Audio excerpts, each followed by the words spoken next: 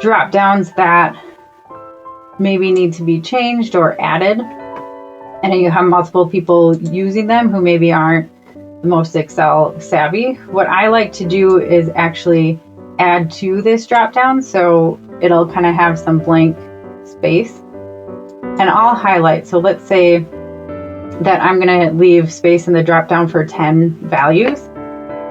I'm going to highlight that area. I'm going to highlight again this column, so I'm doing the customers again. And then we'll go back to data validation. Oh, no, we don't want that.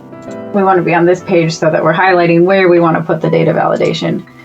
So if we go back to that list and we click on here again, now instead of only highlighting to the end of this list, I'm going to highlight this whole yellow space.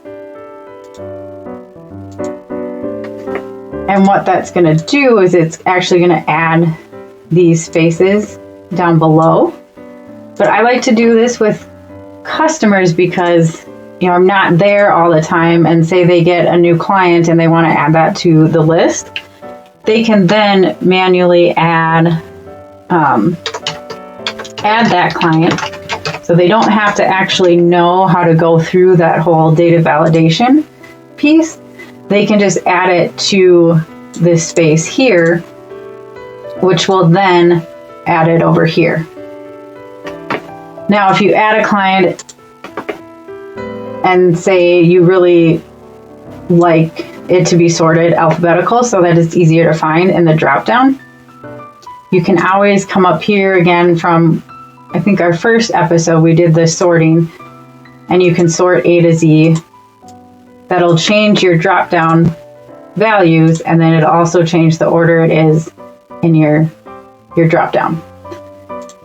So it's nice if, you know, if you're creating a spreadsheet, one for multiple people or two for people maybe you're not going to be around all the time to help them when they need to add something to that drop down, and they can't add it to the row because you get an error because it doesn't fit the data validation within the drop down.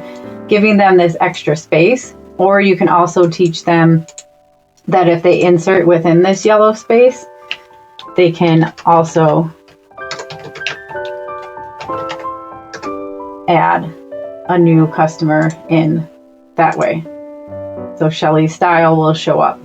So just kind of easy ways to work with people who may be a little bit afraid of Excel, and just to give them kind of those different options where they can do pieces on their own, and they don't have to come and find you or be worried or stop using it because they can't put the information in that they need.